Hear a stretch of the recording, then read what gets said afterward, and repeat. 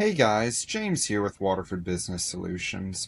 And a really common question that we get with a lot of new clients is, hey, you're showing me all this profit in my bank account or all this profit in my business, but there's no money in my bank account. Where did it go? And so understanding not just the profitability of your business is important, but also understanding your cash flow is important.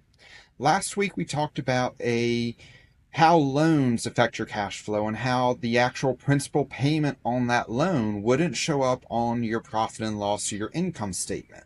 It's going to show up on your balance sheet.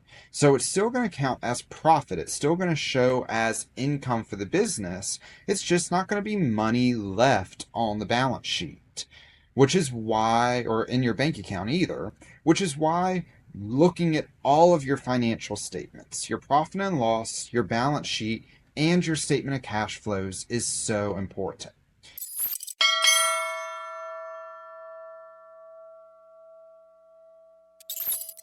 This week I wanted to bring up another one which arguably gets clients in trouble the most, and that is owner's draws.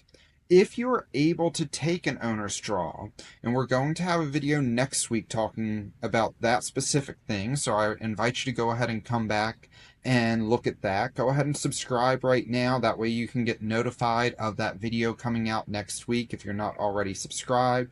But that's going to explain whether you can or can't take an owner's draw. But if you're able to take an owner's draw from your company, that does not count as an expense. Any owner's draw that you are taking, all that is simply doing is reducing your equity in the company. Your equity being basically your buy-in of the company and what the company's value is worth based off of the money that it has brought in. When you start up a business, you're always going to have owner's investments, whether that be small stuff like, hey, I had to pay to get a LLC created, I had to do some legal fees there, I had to do a little bit of marketing, things like that, or whether it be big stuff like, hey, I'm financing the building of this building, I'm financing the purchase of this equipment. All of that could be considered owner's investment, which is increasing your equity within the business. Also with that equity, as the business goes along, year over year, month over month, day over day, the profit that the company has is net income. That's further increasing the partners or the shareholders' equity. And if you're a single person or a single member LLC, sole proprietorship, single member S Corp, it's affecting your direct equity within the company. At the end of each year, that always resets and goes to retained earnings. And that retained earnings keeps growing year over year over year for any profits that the company has. Now, that doesn't include any money that you're pulling out or any loan payments or anything like that. Again, that's a different discussion. That's going into cash flow. That's what we're talking about today. But a counter to all of that positive equity, all that gain in equity between you putting money in, the business making money, the counter to that is going to be owner's draws. When you are taking money out of the company, rather than leaving equity or leaving money, leaving earnings, i.e. retained earnings, leaving those earnings with the company, you're choosing to pull that out on your own.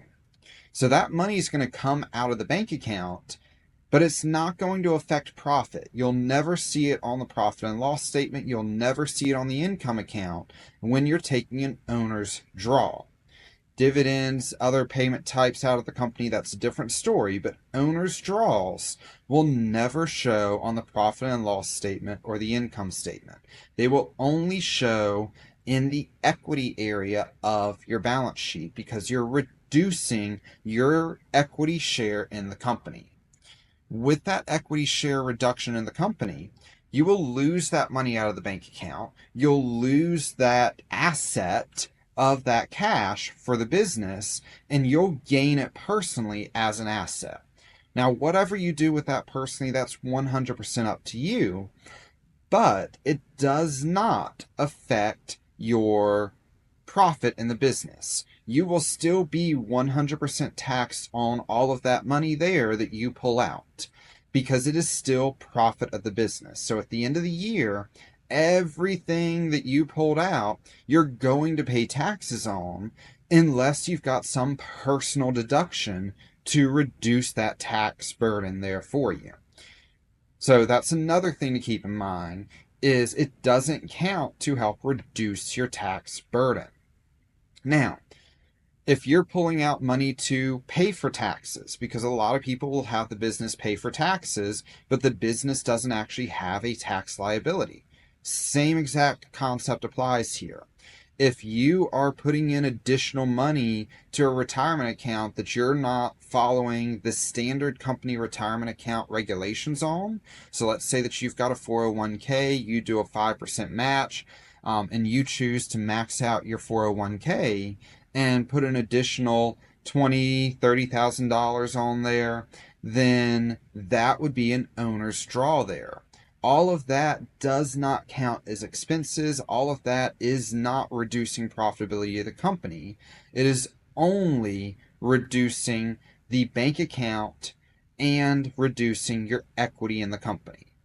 At the end of the year, that equity that you have pulled out resets against any retained earnings that you have and resets against the net profitability of the company that you have.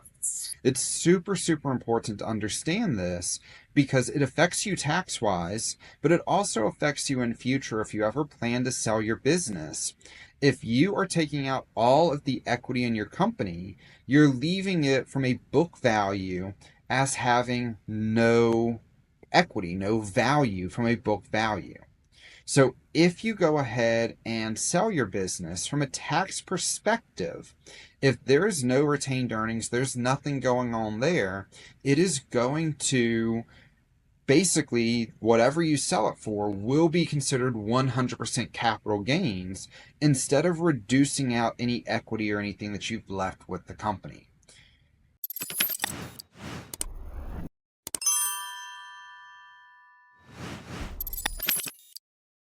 That's getting into a different discussion. We'll talk about business, sales and business taxes and things like that in future videos.